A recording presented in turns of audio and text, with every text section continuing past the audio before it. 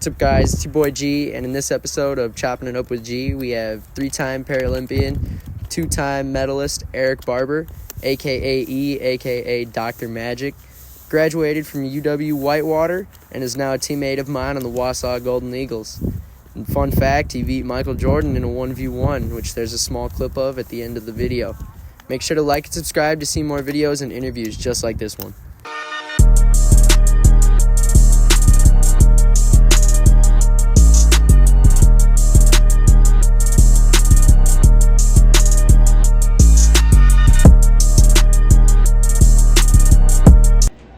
So, what's your name? Eric Barber. Gotcha. What's your disability, if you don't mind saying? My disability is I am a T4, T6 in that area, paraplegic. Gotcha. Yeah. What team do you play for right now? Or have you? Currently, I play for the Division III Wausau Marquette Eagles. Play with you on that one. Yeah. So, and in the past, I graduated from UW Whitewater, so that's where I kind of got my college experience. Gotcha. You been on a few Paralympic teams, I think? A couple Paralympic teams, 3 to be exact. 2000 in Sydney.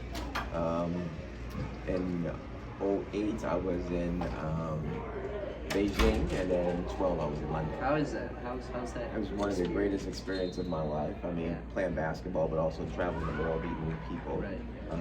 It's just one of those things that I've been blessed to do. Right. How has adaptive sports changed your life? Changed my life tremendously. Having a disability, not being able to run, play kickball and things of that nature, being able to still participate in sports in a wheelchair really changed my life because again it exposed me to travel, people, and all those things that again kind of made me who I am. Opens up a lot of doors. Tons of doors, tons of opportunities. Again, I probably wouldn't be who I am today if it wasn't for the adaptive sports. Why'd you choose wheelchair basketball of any kind of adaptive sport? That's a great question. Basketball is one of those sports where you can get better at by yourself. So you can go out and shoot, you can dribble, you can work on those individual skills. And so, not having any brothers or sisters, it was one of the sports that I gravitated to based on that perspective. Like, again, I could get better in a team sport by working on my individual skill, and that's kind of what I did. And that's kind of the sport that, outside of track and field, one of the sports that you can do solo and get better at. So, favorite sports team? Favorite sports team by far probably would have to be the Chicago Bears, unfortunately. I say unfortunately because they haven't done so well within the last, I would say, 15 to 20 years. And then another question. What advice would you give to the younger generation? Younger generation I would give is, be persistent in your goals. First, create your goals, and then be persistent and unwavering in pursuing them. Because not all the time is success linear. There's going to be some times where you may have to backtrack, you may have to rethink your plan, but if you're persistent, those goals can come true. Forgot to say this one earlier after what team you played for, but what's your favorite move on the court? My favorite move on the court. It's always a tough question. It is a tough question. I think my favorite move on the court is the move that creates success for others. So I am a fan, and one of the things that I think is one of my strengths is passing. And so my favorite move is anything that is that kind of opens up the path for one of my teammates to score. That's a pretty good one. I like that one. Normally, some of the other ones like Jake, he said crossing somebody up, hitting a three-pointer, something like that. Well, he's got the skill level to do that. Right. Once upon a time, I had that skill level too, but for me, again, it's making that the precision pass in a moment that's needed. Gotcha. And then most important question, in my opinion, is there any food spots in your hometown that I should know or try? food spots in my home. I love Portillo's. Got you. I've had that before. I love that Yeah, place. yeah. I was introduced to that a long, long time ago by a friend, Jorge Alfaro, and it's always been a favorite of mine since then. I like that place. Yeah.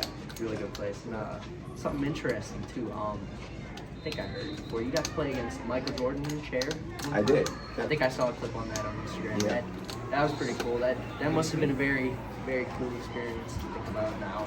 It was one of the highlights of my life because he was again kind of an idol of mine. Yeah. A guy that I looked up to, and then he came into the league in like '84, and so you know, I was only like 13 years old, Right. and so to be able to meet him, Yeah. and then play basketball with him, and then actually come out on top of a game where he's the best at doing, and you know, me trying to strive to be the best at doing that was awesome. Yeah, that's pretty cool. It's gotta be great to think about now after everything that you and him have accomplished. That's exactly it.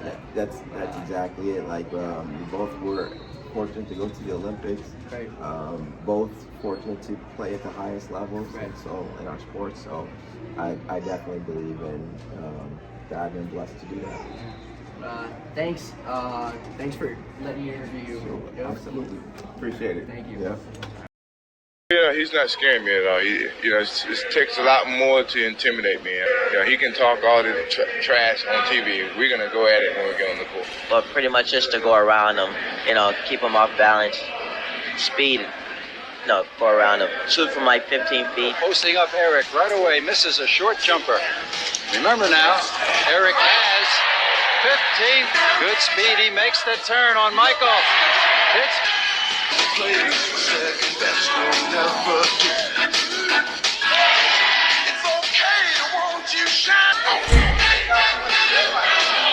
Right by. Michael playing that Matador defense. Watches Eric go right by.